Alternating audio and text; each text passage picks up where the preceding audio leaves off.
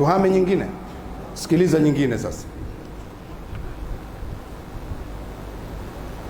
Suratul Hashri aya 10, Allah anasema hivi kuhusu sisi sasa: walladhina jau min ba'dihim, na wale ambao watakuja baada ya hao wema waliotangulia hao, yaquluna, wawe wanasema. Imekuja kwenye sigha ya kwamba wanasema, lakini manake tunaamrishwa tuseme. Watakaokuja baadaye wawe wanasema, semeni, tuseme hivi: rabbana ighfir lana, Bwana wetu tusamehe, waliikhwanina alladhina sabaquna bil iman, na uwasamehe ndugu zetu waliotangulia katika imani. Wala taj'al fi qulubina ghillan, wala usitujalie katika mioyo yetu mifundo kuwachukia, lilladhina amanu, kuwachukia walioamini kabla yetu. Rabbana innaka raufur rahim, Bwana wetu wewe ni mpole na mwenye huruma.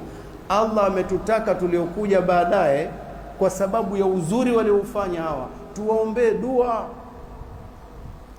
Sisi itokee leo hatuombi dua alafu tunawalaani, maana yake tunakwenda kinyume na aya hii.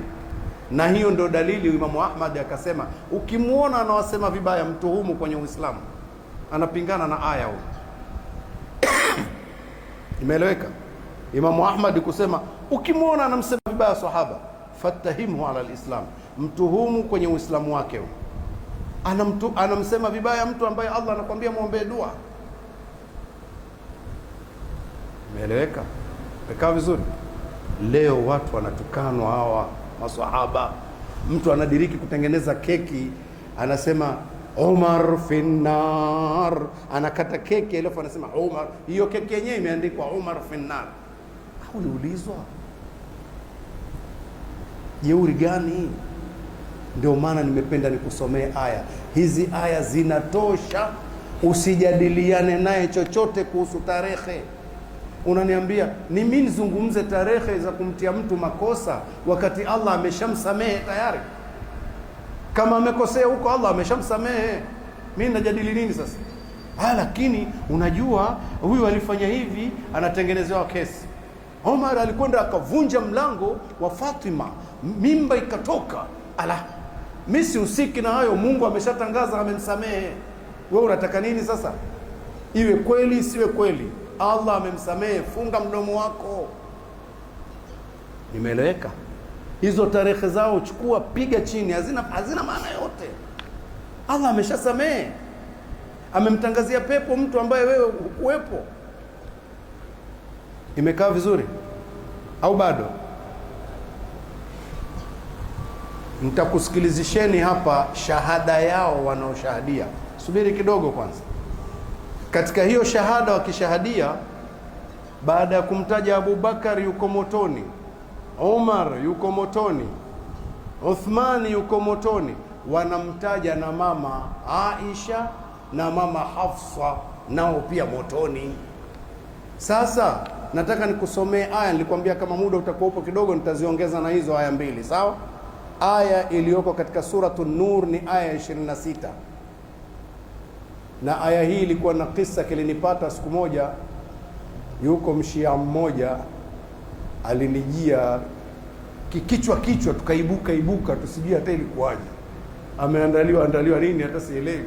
Kanijia tu anajianzishia tu kwa lugha ya vijana. Kuja asalamu alaykum, alaykum salaam, amenikuta na wazee tumekaa. Shekhe, nimekuja kukutembelea leo. Ndiyo bwana, karibu sana. Unajua Aisha huyu kuna hadithi inamuingiza motoni na kile mili anaijua. Ameanzaje? Ameibuka tu hivi. Kaambia hadithi inamuingiza motoni, hadithi ya Mtume. Ndiyo, hata Sheikh kile mili nilimpelekea. Kaambia usimtaje Sheikh kile mili hapo, tuzungumze hadithi tu. Hiyo hadithi ndio inamuingiza mama Aisha motoni. Ndiyo. Kama hadithi inamuingiza motoni na aya ikimuingiza peponi, wewe utachagua nini? Akapiga na bumbuwazi kidogo. Na niambie wewe, kama hadithi imemuingiza motoni, aya ikamuingiza peponi, wewe utachagua ipi? Itabidi tuchukue aya. Kaambia sasa soma suratul Nur aya ya 26. Al-khabithatu lil-khabithin. Nikamwambia tafsiri wewe. akatumia ujanja, na pana watu wazima pale wamekaa na anataka kuwazingua nao. Alkhabithatu lilkhabithin, akasema vitu vyenye sifa ya kike vinakwenda kwa vitu vyenye sifa ya kiume.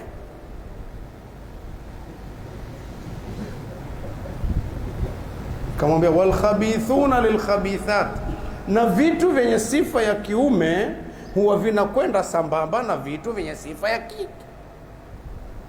Vitu vibaya manake vitu vibaya, sawa sawa. Alkhabithatu lilkhabithin, vitu vibaya vyenye sifa ya kike vinakwenda sambamba na vitu vibaya vyenye sifa ya kiume. Vitu vibaya, walkhabithuna lilkhabithat, na vitu vibaya vyenye sifa ya kiume vinakwenda na vitu vibaya vyenye sifa ya kike. Nikamwambia sasa hapo unatuvuruga kidogo. Kwa nini usiseme wanawake wabaya wanakwenda sambamba na wanaume wabaya? Sawa. Ikabidi afasiri sasa hivi. Aliposema vile, nikamwambia Mtume Muhammad ni mbaya? Akasema mzuri. Kwa hiyo wanawake wabaya huwa wanakwenda na wanaume wabaya, na wanaume wabaya wanakwenda na wanawake wabaya. Umesema Muhammad ni mzuri, na imesema huko mbele watayibatu litayibin, na wanawake wazuri kwa wanaume wazuri. Mtume Muhammad ni mzuri, na wanawake zake wae wazuri. Ibidi aseme, hakuna namna. Nikampeleka mpaka mwisho, ulaika mubarrauna mimma yaqulun, fasiri. Akasema hao wametengwa na yale wanaoyasema. Kaambia hao kina nani? Hataki kusema. Nikamwambia hapa pamezungumzwa dhamiri ya jamu, ulaika mubarrauna, si ndio? Pana tukio hapa la mama Aisha, alisingiziwa uzinifu. Sasa Mungu kwenye kutakasa hakuwatakasa wale wawili tu, kwamba yule mama Aisha na yule bwana hawahusiki. Allah akawatenga kwa ujumla, ulaika mubarrauna mimma yaqulun. Wakatajwa wengi. Kaambia unajua kuna hikma gani ya kutajwa wengi hapa? Kaambia Abu Bakar ndio baba wa Aisha, na mama yake ni yule mama yake Aisha, naye ametajwa hapa kwa sababu familia yote hapa ingekuwa inasemwa vibaya, familia yenyewe mbovu hiyo.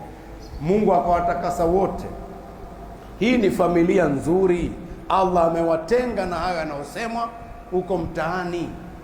Sasa sikiliza kinachofuata mbele, lahum maghfiratun, ni wakwao msamaha wa Allah.